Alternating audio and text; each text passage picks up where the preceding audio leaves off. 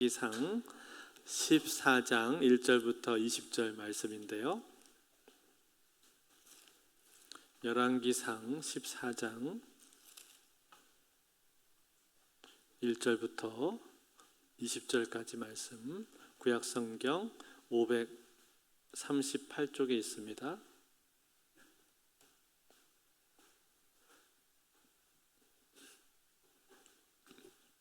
한 절씩 교독해서 읽겠습니다. 열왕기상 14장 1절부터. 그때 여로보암의 아들 아비야가 병든지라.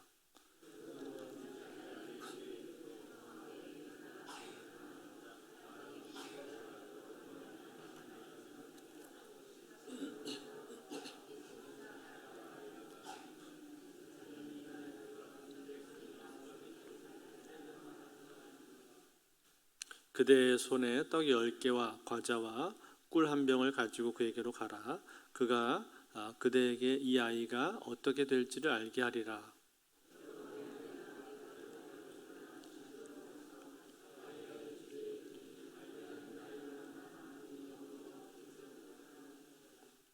여호와께서 아히야에게 이르시되 여로보암의 아내가 자기 아들이 병들었으므로 내게 물으러 오나니 너는 이러이러하게 대답하라. 그가 들어올 때 다른 사람인 체함이니라.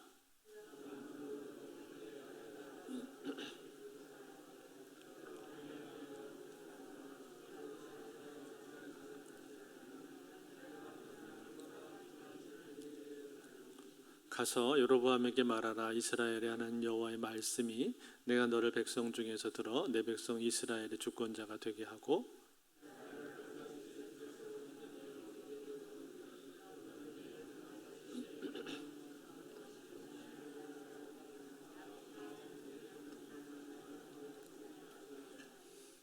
내 이전 사람들보다도 더 악을 행하고 가서 너를 위하여 다른 신을 만들며 우상을 부어 만들어 나를 노엽게 하고 나를 내 등 뒤에 버렸도다.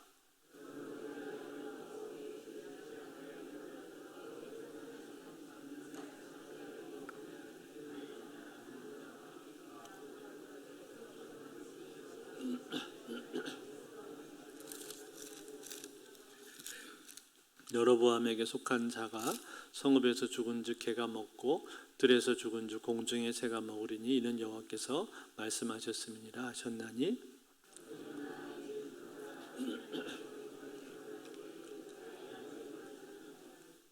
온 이스라엘이 그를 위하여 슬퍼하며 장사하려니와 여로보암에게 속한 자는 오직 이 아이만 묘실로 들어가리니 이는 여로보암의 집 가운데에서 그가 이스라엘 하나님 여호와를 향하여 선한 뜻을 품었음이니라.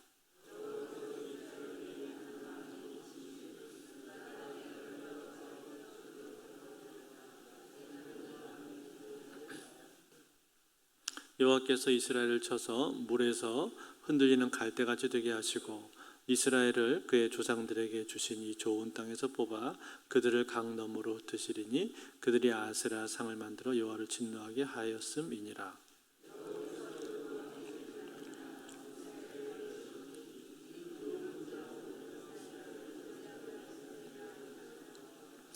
여로보암의 아내가 일어나 디르사로 돌아가서 집 문지방에 이를 때 그 아이가 죽은지라.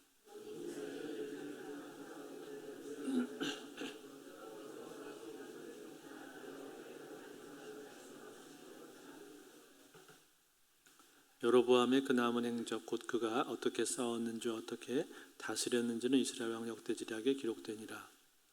여로보암이 왕이 된 지 22년이라. 그가 그의 조상들과 함께 참해 그의 아들 나답이 대신하여 왕이 되니라. 아멘.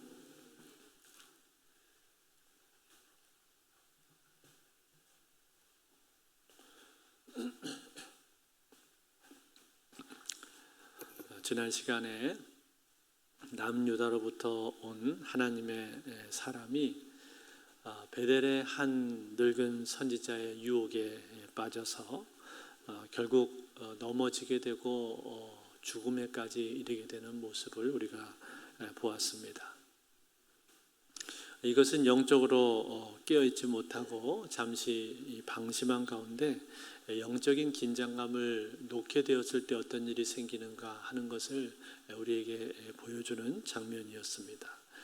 그래서 이 모습을 보면서 우리가 영적인 싸움 가운데 늘 끼어 있자라는 말씀을 드렸습니다.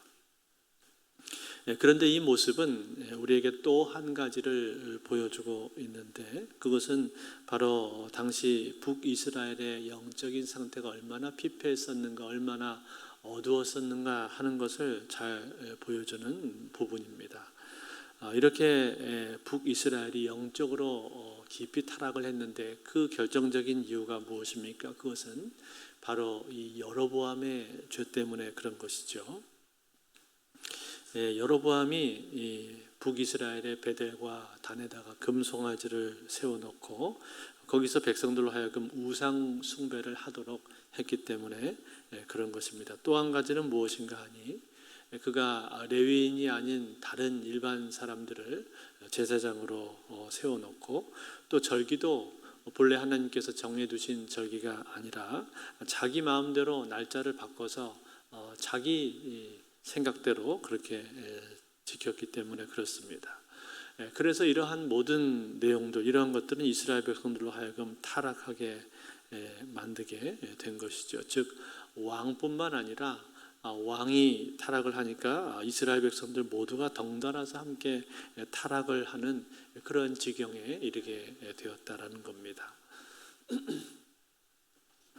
자, 그런 가운데서 이제 오늘 본문에 오니까 오늘 본문에서 어떤 이야기가 나옵니까? 여로보암의 아들이 아프게 되죠.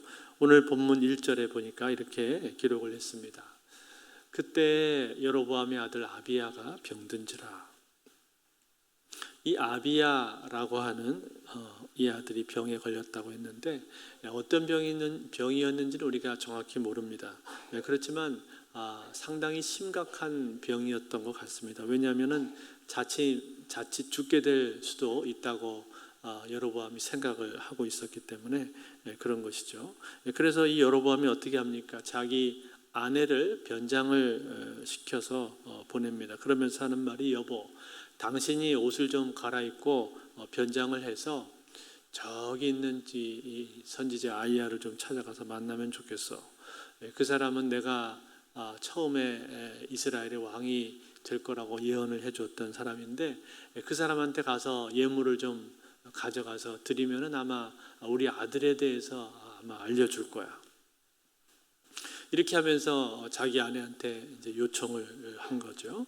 여러분, 여기서 이 여로보암이 이렇게 자기 아내를 변장을 시켜서 보내는 이유가 무엇입니까? 그것은 단순히 왕의 아내라는 것을 감추기 위해서라기보다는 지금 이 여로보암과 아히야 선지자 사이가 별로 좋지가 않기 때문에 그런 거죠. 이유가 무엇일까요? 처음에 이 아히야 선지자가 여로보암에게 왕이 될 것이라고 그렇게 예언을 해 주었는데, 그때 이 예언을 하면서 이 아히야가 뭐라고 말을 했는가 하니, 당신이 다윗의 길로 행하고 그리고 하나님의 모든 율례와 법도를 지키라. 그렇게 하면 당신이 형통할 것이다. 그렇게 말을 했단 말이에요. 그런데 결과적으로는 어떻게 되었습니까? 전혀 그렇게 되지가 않았죠. 여로보암은 하나님의 계명, 하나님의 말씀을 지키기보다는 오로지 자기 뜻대로 행하는 그런 사람이었습니다. 자기가 생각을 할 때 베델이나 단에다가 거기다가 제단을 쌓고 금송아지를 세워도 되겠다 그렇게 생각하면은 그냥 거기다가 세우는 사람이었고, 자기가 생각할 때 레위 지파가 아니라 그냥 일반 사람 세워도 된다라고 하면은 그냥 일반 사람 제사장으로 세워버리는 그런 사람이었습니다. 때문에 이 아히야 선지자하고 이 사람 사이의 사이가 좋았을 리가 없겠죠. 그래서 자기 부인이 지금 여로보암이 아내라고 가서 그렇게 얘기를 하면 틀림없이 자기를 향해서 흉한 예언을 할 게 뻔하기 때문에 그게 두려워서 지금 변장을 시켜서 그냥 여로보암의 아내가 아닌 척 그냥 가서 일반적으로 예언을 듣고 싶어서 그렇게 했다라는 거예요. 그렇지만 여러분, 사람은 속일 수 있을지 모르지만 하나님은 우리가 속일 수 없는 거 아닙니까? 하나님은 다 알고 계셨단 말이에요. 그래서 이 아히야 선지자를 향해서 먼저 말씀을 해 주셨습니다. 오늘 4절에 보니까 이렇게 되어 있죠. 4절 말씀에 여로보암이 아내가 그대로 하여 일어나 실로로 가서 아이야의 집에 이르니 아이야는 나이가 많아 눈이 어두워 보지 못하더라. 자, 이 아이야 선지자는 그때 나이가 많았다고 했어요. 연로해서 눈이 잘 보이지가 않았습니다. 눈은 잘 보이지가 않았지만 그렇지만 하나님께서 그 아이야 선지자에게 미리 말씀을 해 주었단 말이에요.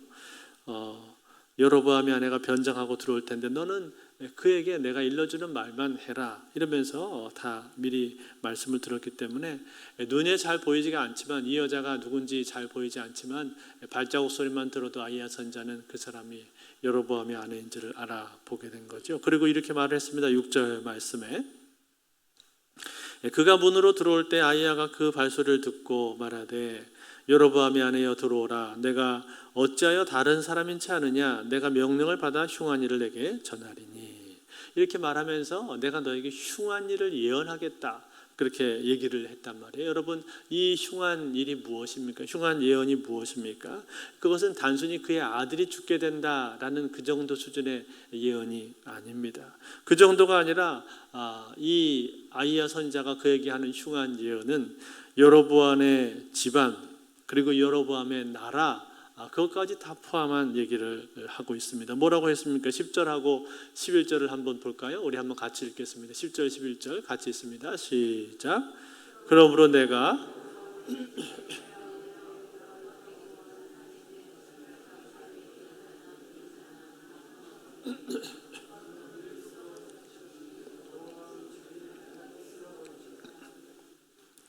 여로보암에 속한 자가 성읍에서 죽은즉 개가 먹고 들에서 죽은즉 공중의 새가 먹으리니 이는 여호와께서 말씀하셨음이니라 하셨나니. 자, 여러분 이 예언이 지금 무슨 뜻입니까? 여로보암의 집안에 대한 예언인데 여로보암의 집안이 폭삭 망해버린다 그런 얘기죠. 그 집안에 속한 남자들은 다 죽게 될 거다 그렇게 말을 했습니다. 여기에는 당연히 그의 아들들이 들어갈 것이고 또 그의 신하들 그리고 그의 집안에 있는 종들도 다 해당이 되겠죠. 즉 그들이 죽게 될 텐데 어떻게 죽는다는 거예요? 절대로 곱게 죽지 못한다라는 거예요. 어떻게 죽습니까? 그들의 시체를 개들이 먹고 공중의 새들이 뜯어먹게 될 거다 그렇게 말을 했죠. 이 말은 그들이 마지막에 죽을 때 편안히 죽지를 못하고 길거리에서 객사하게 된다 그런 얘기를 하고 있는 거예요. 뿐만 아니라 그들의 시체도 조상들의 묘실에 들어가지를 못하고 함부로 훼손이 된 채 방치되고 말 것이다 라고 이렇게 말을 한 거죠. 여러분 이것은요 이 유대인들 히브리 사람들에게 있어서는 대단히 수치스러운 일이었습니다. 이 유대인들은 죽은 뒤에 묘지에 들어가는 걸 대단히 중요하게 생각을 했기 때문에 죽은 후에 길거리나 개활지에 그냥 아무렇게나 버려진 채로 그 시신이 죽고 또 시체가 배회하는 짐승들의 밥이 된다라는 것은 그것은 죽은 자에 대한 가장 큰 처벌이면서 동시에 모독이고 아주 불명예스러운 그런 일이었습니다. 그런데 여로보암 집안의 사람들은 그렇게 될 거다 그렇게 예언을 했단 말이에요.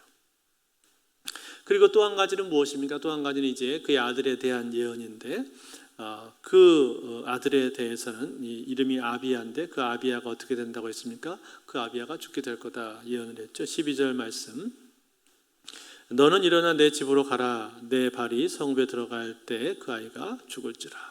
그 여자가 다시 돌아가서 자기 집안 성읍으로 들어갈 때 아들이 죽게 될 거다 그렇게 예언을 했다 이 말이에요. 그런데 여러분 이 아이가 죽게 되었을 때 그때 그 백성들 북이스라엘의 백성들이 보여준 반응이 무엇입니까? 그 반응이 놀라운데 13절 한번 같이 읽어볼까요? 13절 말씀 같이 한번 읽습니다. 시작. 온 이스라엘이 그를 위하여 슬퍼하며 장사하려니와 여로보암에게 속한 자는 오직 이 아이만 묘실에 들어가리니 이는 여로보암의 집 가운데에서 그가 이스라엘의 하나님 여호와를 향하여 선한 뜻을 품었음이니라. 자, 여러분 여기 지금 뜻밖의 이야기가 나오고 있죠. 뭐라고 했나요? 이 아이가 죽게 되었을 때 온 이스라엘이 다 그를 위해서 슬퍼하게 될 거다 그렇게 예언을 했단 말이에요. 이유가 뭐예요? 이 아이가 여호와를 향하여 선한 뜻을 품었기 때문에. 여러분, 이 말이 무슨 말일까요? 이 아이가 하나님을 경외하는 아이였다라는 그런 얘기죠. 온전한 신앙을 가지고 있는 그러한 사람이었다라는 얘기예요. 실제로 유대 랍비 전승에 의하면 이 아이에 대한 기사가 나오는데, 절기를 지키기 위해서 예루살렘으로 가는 이 백성들에 대해서 자기 아버지 여로보암이 그들을 저지하라 그렇게 명령을 내렸었지만, 이 아이는 부친의 명령을 어기고 오히려 길에 세워 놓았던 장애물들을 치워주었다는 그런 기록이 있습니다. 그러니까 여러분, 이런 걸 보면 이 아이가 아주 갓난 아이는 아니었구나 하는 것을 우리가 알 수가 있고, 또 한 가지는 이 아이가 동시에 그러면서 지각이 있고 사리 분별력이 있는 아이였었구나, 사려 깊은 아이였었구나, 그런 것을 우리가 알 수가 있죠. 아마도 여로보암의 뒤를 이어서 왕의 위치에 오르게 될 그런 아이가 아니었을까 생각이 되는데, 그런데 여러분, 이 아이가 어떻게 된 거예요? 죽게 된 거죠. 때문에 온 이 백성들이 이 아이를 위해서 슬퍼하며 애도했다, 그렇게 얘기를 해주고 있습니다. 그의 장례식이 대단히 엄숙하고 또 장엄하게 치러졌고, 뿐만 아니라 그의 시신은 조상들의 묘실에 들어가게 되었다, 그렇게 오늘 성경에서 말씀을 해주고 있는 겁니다. 사랑하는 성도 여러분, 이런 내용들을 보면 어떻습니까? 이런 내용들을 보면 한편으로는 참 의아한 생각이 들죠. 왜 그렇습니까? 왜냐하면 이 아이가 하나님을 경외하고 여호와 하나님을 향해서 선한 뜻을 품은 아이였다면, 아니 그럼 이 아이를 하나님이 살려주셨어야 되는 게 아닌가, 그런 생각이 들잖아요. 그렇지 않나요? 이 악한 아버지 때문에 착한 아이가 죽는다라는 것에 대해서 우리는 잘 이해가 되지가 않는다, 그 말이에요. 그리고 하나님께서 정말 이스라엘에 대해서 소망을 가지고 계셨다면 이 아이를 살려주셨어야 되는 것이 아닌가. 그래서 이 아이가 나중에 커서 왕이 되게 해주시고 이 아이를 통해서 새로운 개혁을 일으켜 주셨어야 되는 게 아닌가, 그런 생각이 얼른 우리 마음속에 들지 않습니까? 그렇지만 여러분, 이 아이는 죽게 되었다는 거예요. 죽게 되었다라는 것은 그것이 무엇을 의미해 주는 겁니까? 이스라엘을 개혁할 만한 그런 소망이 사라져버렸다라는 것이죠. 그런 소망이 지금 하나님에게서 보이지 않는 거예요. 그만큼 여로보암의 죄가 악하고 악했다라는 것을 보여주고 있다라는 거예요. 여러분, 다윗의 경우를 한번 생각을 해 보십시오. 다윗이 살인을 하고 간음을 했을 때, 그때 그 죄에 대한 대가로 어떻게 하나님이 하셨습니까? 다윗과 밧세바 사이에서 태어난 아이를 하나님이 죽이셨잖아요. 그렇죠? 이 다윗의 경우처럼 이처럼 하나님께서는요, 때로는 죄에 대한 징계로 아이를 죽이실 때도 있다라는 거예요. 그 아이는 오히려 그것은 그 아이에 대한 징계가 아닙니다. 그것은 부모에 대한 징계라는 거예요. 그 아이는 오히려 그때 죽었기 때문에 조상들의 묘실에 들어가게 된 것이고, 온 백성의 애도와 슬픔 가운데 명예롭고 성대한 장례식을 치르게 된 것입니다. 그 뒤에 죽게 된 사람들은 다 어떻게 됐습니까? 그 뒤에 죽게 된 여로보암 집안에 있는 사람들은 하나같이 다 길거리에서 객사하고 그들의 시체조차도 수습할 수 없는 그런 비참한 종말을 맞이하고 말았다라는 거예요. 그런 면에서 보자면 이 아이의 운명은 오히려 더 복된 것인지도 모릅니다. 그렇지만 여러분, 참으로 슬프고 안타까운 사실은 무엇입니까? 그것은 이스라엘의 소망이 꺼져버리게 되었다라는 거죠. 즉, 그 나라를 개혁할 만한 인물이 있었는데 그 인물이 사라져 버렸다라는 거예요. 이것은 뭘 의미해 주는 거예요? 그만큼 여로보암이 가지고 있는 그 악이 그렇게 악했다라는 것을 뜻해 주고 있는 거예요. 너무나 악해서 하나님께서 그들을 징계하셨는데, 그 징계가 어떤 징계였는가? 회개할 수 없는 그런 징계를 하나님이 내리셨다라는 거예요. 여러분, 우리가 로마서에 보면 그런 말씀이 있지 않습니까? 로마서 1장 28절 말씀에, 또한 그들이 마음이 하나님 두기를 싫어하며 하나님께서 그들을 그 상실한 마음대로 내버려 두사 합당하지 못한 일을 하게 하셨으니, 이런 말씀 있잖아요. 상실한 마음대로 내어버려 두셨다, 그렇게 말씀하지 않았습니까? 무슨 뜻이에요? 회개할 수 없도록 하셨다라는 거예요. 왜요? 그들의 마음이 너무 악했기 때문에, 그들의 마음속에 하나님 두기를 싫어했기 때문에. 즉, 악을 행했는데 얼마나 악했냐면 적극적으로 하나님을 대적하고 미워하고, 그리고 그 마음에 하나님 두기를 싫어했다는 거예요. 그래서 하나님께서 벌을 내리셨는데 어떤 벌을 내리셨다고 말씀하고 있는 거예요? 그 상실한 마음대로 내버려 두사, 내버려 두셨다는 거예요. 즉 그들의 마음이 고쳐지지 못하도록 만들어 버리셨다는 거, 고쳐질 가능성을 없애 버리셨다, 그런 말이 얼마나 무서운 일입니까? 얼마나 비극적인 일입니까? 이것만큼 비극적인 징계가 어디 있겠어요? 그런데 지금 이거하고 똑같은 상황이 벌어지고 있는 거예요. 여로보암의 죄가 얼마나 악했던지, 얼마나 역겹고 얼마나 심각했던지 그 나라를 회복할 만한 싹을 하나님이 잘라버리셨다는 거예요. 그 아들이 죽게 됨으로 인해서 이제 북이스라엘의 영적인 상태는 더 이상 회복 불능이 된 거예요. 그냥 그 수준에 머무르고 이제 계속 밑으로 떨어지게 된다라는 거예요. 상실한 마음대로 내어버려 두시게 되었다라는 거예요. 결과적으로 어떻게 되었습니까? 이 여로보암의 죄로 말미암아 그 나라 한 나라가 망하게 되는 지경까지 이르게 되는 거죠. 오늘 16절 말씀인데요. 16절 한번 같이 읽어볼까요? 같이 읽습니다. 시작. 여호와께서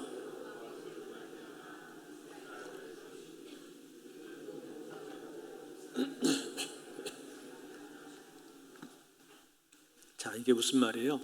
여로보암 혼자만 범죄한 것이 아니라 그의 범죄로 말미암아 자기도 범죄하여서 우상 숭배했고 백성들도 함께 범죄하고 우상 숭배하도록 그렇게 만들었다라는 얘기예요. 그래서 백성들도 함께 심판을 받게 되는 것이고 결국 하나님께서 그 나라를 버리셨다, 그렇게 말씀을 해주고 있는 것이죠.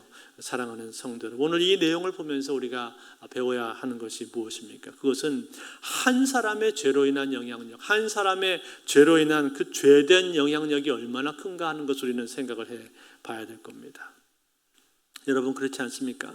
이 잘못된 한 사람이 세워줌으로 인해서 이스라엘 전체가 다 타락을 하게 되고 완전히 피폐하게 되어버렸다라는 거예요. 하나님께서 전에도 하나님의 사람을 보내셔서 그에게 경고를 하셨었고 또 아이야 선지자를 통해서도 여러 차례 말씀하지 않았겠어요? 그런데도 불구하고 그는 이 여로보암은 회개하지 않은 것이죠. 그냥 인간적인 잔꾀로 징계를 피해갈 생각만 하고 있었던 거예요. 그래서 자기 아내를 변장을 시켜서 보내고 별의별 짓을 다 했지만 그러나 결과적으로는 어떻게 된 것입니까? 그 상실한 마음대로 내버려 두사 이러한 징계를 받게 되었다라는 거예요. 이 말씀과 같이 그의 아들은 죽게 되었고 회개할 기회는 상실되게 되었다는 거. 아니, 회개할 능력이나 회개할 의지까지도 다 상실하게 그렇게 되어버렸다는 거예요. 여러분, 이것만큼 큰 비극이 어디 있겠습니까? 이거야말로 가장 큰 비극이에요. 회개할 능력, 회개할 기회, 회개할 의지, 이런 것들이 다 사라져버린다라는 거. 이것만큼 슬픈 일이 없고 이것만큼 절망적인 일이 이 세상에는 없는 거예요. 가장 큰 징계 중에 징계가 바로 이것이라는 사실이에요. 그러므로 사랑하는 성도들, 오늘 우리는 우리의 삶 가운데 어떠한 경우에도 회개할 능력을 상실해서는 안 되겠습니다. 그 상실한 마음대로 내어버려 두사 이런 징계를 당해서는 안 되는 거예요. 그 지경까지 가도록, 내 마음이 그 지경까지 가도록 그냥 두어서는 절대로 안 된다는 거예요. 여러분, 우리가 그럴 때가 있지 않습니까? 회개를 해야 되겠는데 도무지 회개가 나오지 않을 때가 있잖아요. 내 마음에 지금 뭔가 문제가 있어요. 내 삶 가운데 문제가 있는 것을 내가 압니다. 그런데 회개가 잘 나오지가 않아요. 회개를 해야 되는 것은 머릿속으로는 아는데 가슴으로는 잘 회개가 나오지 않는단 말이에요. 마음으로는 회개가 잘 나오지가 않는다는 거예요. 왜 그렇습니까? 내 마음이 지금 너무 딱딱하게 굳어버린 거예요. 단단하게 돌처럼 굳어져 있는 거예요. 그래서 회개가 나오지가 않습니다. 그런 상황 가운데 여러분, 만약에 내 마음과 내 상황이 그런 상황 가운데 있다면 어떻게 될까요? 그러면은요, 지금 내 삶에는 빨간 등이 들어온 겁니다. 빨간 신호등이 지금 들어온 거예요. 내 머리 위에 빨리 그 119 구급차 같은 그런 빨간색 신호를 빨리 켜야 돼요. 비상사태라는 걸 내가 선언해야 됩니다. 그래서 내가 스스로 회개해야 된다는 걸 알고 있는데 회개가 나오지가 않는단 말이에요. 그러면 이제는 특단의 조치를 내가 취해야 되는 거예요. 금식 기도를 하든지 작정 기도를 하든지 아니면 저 기도원에 들어갔다 나오든지 그렇게 뭔가 내 삶 가운데 특단의 조치를 내가 취해야 된다라는 거예요. 그 상실한 마음대로 그냥 내어버려 두어서는 절대로 안 되는 거예요. 그러므로 사랑하는 성도 여러분, 오늘 이 밤에 우리가 이 자리에 하나님 앞에 나왔다면 이 시간은 또다시 하나님께서 우리에게 주신 귀한 기회인 줄로 믿습니다. 하나님께서 오늘 이 밤에 나를 이 자리에 불러주셨다면 이 시간을 통해서 내가 하나님 앞에 나와서 내 마음을 새롭게 할 수 있는 또 한 번의 기회를 하나님이 주신 겁니다. 그러므로 이 시간에 하나님 앞에 기도할 때 무엇보다도 먼저 나의 마음을 위해서 기도하실 수 있기를 바랍니다. 나의 마음을 놓고 기도하시되 내 마음이 돌처럼 단단하게 굳어버리지 않도록, 내 마음이 상실한 마음대로 내어버려지는 상태가 절대로 되지 않도록 하나님 안에서 늘 내 마음이 부드럽고 겸손하고 말랑말랑한 그런 마음이 되게 하옵소서. 주여 내 마음을 만져주시옵소서. 돌처럼 굳은 내 마음을 만져주셔서 녹여주시고 나로 하여금 날마다 이 회개의 은혜, 회개만큼 귀한 은혜가 없어요. 이 회개의 은혜, 나로 하여금 하나님 앞에 깊이 돌아오게 만드는 그 회개의 은혜를 오늘도 나에게 주시옵소서. 이렇게 하나님 앞에 기도하시는 저와 여러분들 다 되실 수 있기를 주의 이름으로 축원드립니다.